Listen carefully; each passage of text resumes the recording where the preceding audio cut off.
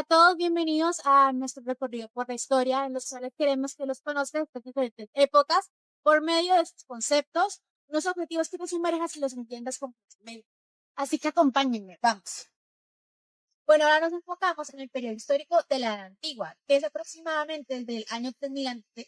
hasta el año 5 después de Cristo. Este es la base o cuna de muchos conceptos que utilizamos y conocemos hoy en día. Vamos a empezar por el idealismo. El idealismo es básicamente la belleza, como su nombre lo dice, completamente idealizada o perfecta. Este se podía ver reflejada en pinturas y esculturas, como la de Venus de Milo, que mostraba completamente la idealización de la mujer, dejando de lado el naturalismo.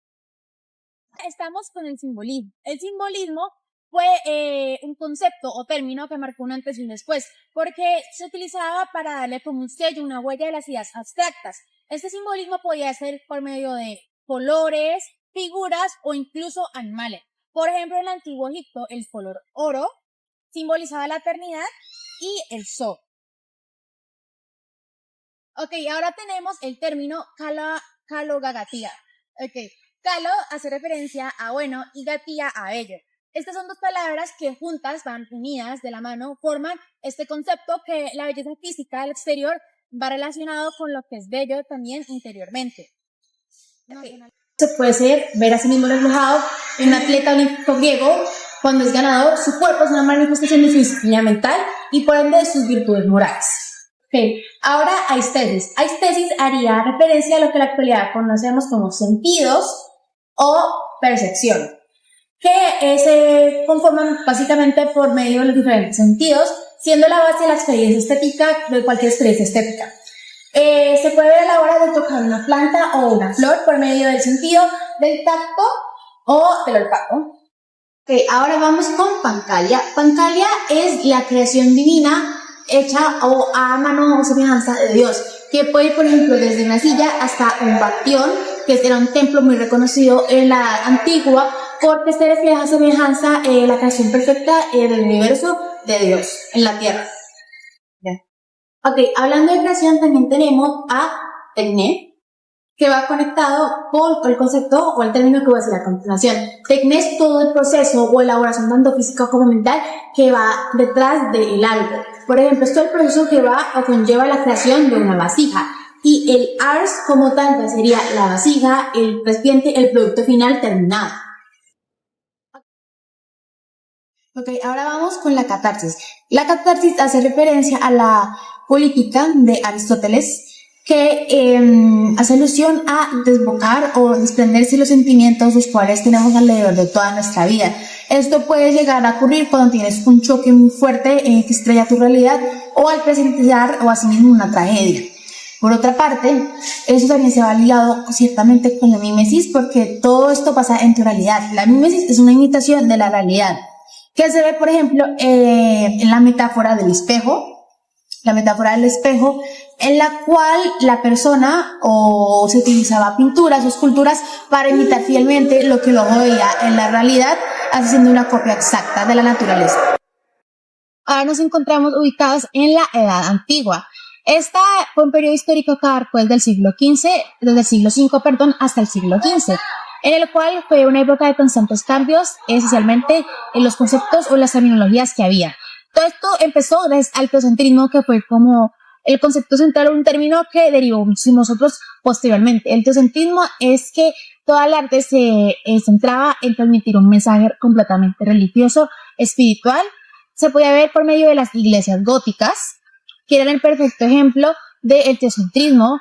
El teocentrismo también iba de la mano con que lo bello era reflejado en Dios, no iba a plasmar la realidad, sino que era lo bello se reflejaba en todo lo de Dios, todo lo espiritual, por ende, pero no por lo que creíamos anteriormente, sino porque, por ejemplo, en los vitrales góticos, que eran un perfecto ejemplo que lo bello se reflejaba en Dios, serían bellos realmente porque dejaban atrás la luz, dando como una mayor percepción de trascendencia y un mensaje completamente espiritual, acercando el alma de las personas hacia el cielo. Se dividían en dos: las artes mecánicas y las artes liberales. Las artes liberales están relacionadas con el pensamiento y la filosofía. Se dividían en ciertas subcategorías: la dialéctica, gramática, retórica, música, astrología, matemática y aritmética. Y aparte estaban las artes mecánicas, que se relacionaban mucho con las manualidades o con el saber hacer, como se podía ver en las arquitecturas y en las manualidades. Ahora tenemos la música de San Agustín, que abarcó todo este periodo, o mejor conocido como el padre de la iglesia. Él resaltaba la disciplina de la música, ya que decía que era superior y que elevaba el alma hacia la belleza divina o de Dios, y se veía reflejada tanto en la armonía numérica de la música, como también en su función o mensaje completamente espiritual. Ahora tenemos la abstracción, que también fue en esta misma época de edad, pero dio un completo cambio de lo que se le ha considerado estético. Se preferían ya figuras muchísimo menos realistas en las pinturas, como podría ser vitrales en miniatura, con colores vivos y patrones geométricos. También tenemos pulcrum, que está relacionado con todo lo bello en la Edad Media, las cualidades del ser, que tenían como propósito final embellecer o que algo fuera más lindo, como se podía ver, por ejemplo, con las armas o escudos que decoraban, con pinturas y gemas, entre otras cosas, para hacer que fueran más atractivas o agraciadas. Ahora tenemos el opuesto, lo cual era la fealdad.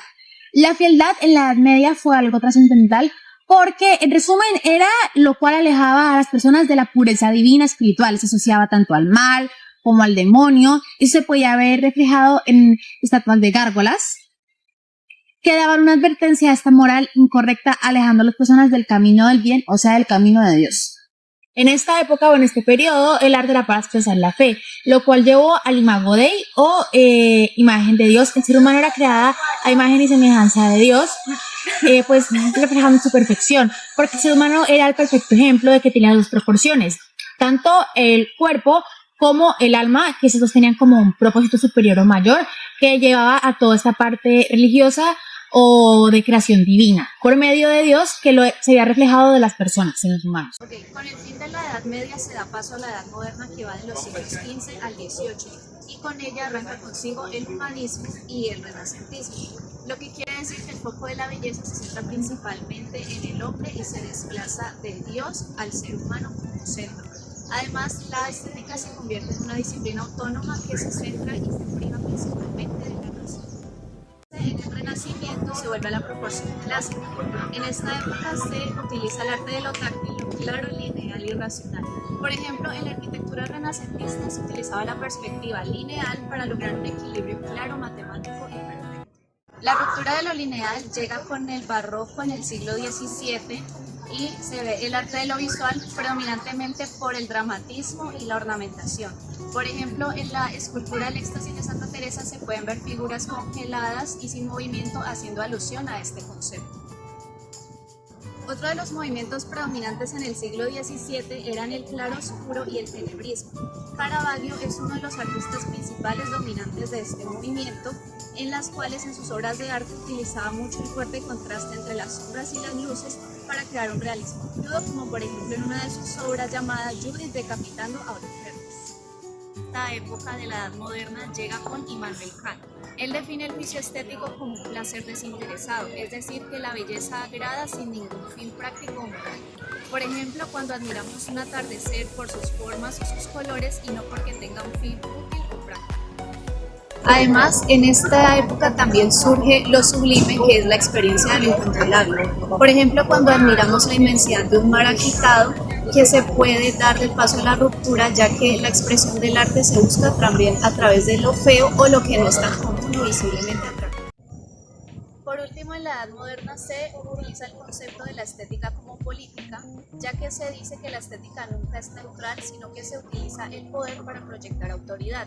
Por ejemplo, en un rascacielos corporativo se utiliza la grandeza, la altura y la magnitud de su infraestructura para dominar el paisaje, intimidando a las personas.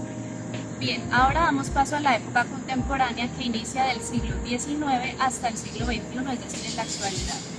En esta época es muy importante resaltar que lo feo se convierte en una herramienta central y fundamental, ya que utiliza movimientos como el expresionismo para nombrar a la deformación de lo real y lo grotesco, como sucede por ejemplo en la famosa obra El grito de Munch, donde se puede apreciar la angustia existencial de la época. Ahora además se puede ver el arte como una proposición, ya que el arte se desmaterializa y se convierte en algo conceptual. Duchamp, por ejemplo, decía que el valor del arte reside en la idea. Por ejemplo, cuando convertimos un urinario, una fuente, en arte, nos obliga a ver el valor que reside en esta como una proposición de manera intelectual. Ahora pasamos a hablar de la fotografía como dilema estético, donde se dice que la fotografía es una imagen técnica, es decir, que es la primera imagen que no es hecha a mano sino por una máquina. Husserl nos dice que la reproducción masiva de las imágenes lleva a la pérdida del aura de las obras. Por ejemplo, al admirar una postal de la Mona Lisa, esta adquiere un valor diferente a, por ejemplo, la pintura original. Esto es lo que nos ayuda a decir que cada obra tiene su valor y su reproducción masiva ayuda a que se pierda el aura de las mismas.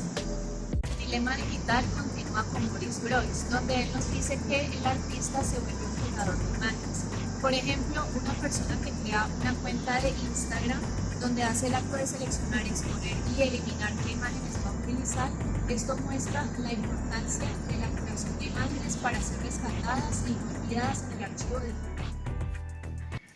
El arte de la época contemporánea también reflexiona acerca del kitsch o el mal gusto, que es la producción masiva de objetos que imitan la emoción sincera, pero son vacíos y sentimentales en realidad. Un ejemplo claro de esto es una estatua de yeso de ángeles con brillantina que representa claramente este concepto. La estética se vive además a través del comportamiento estético, que es una respuesta sensible a una experiencia o imagen que vive o presencia un sujeto o espectador.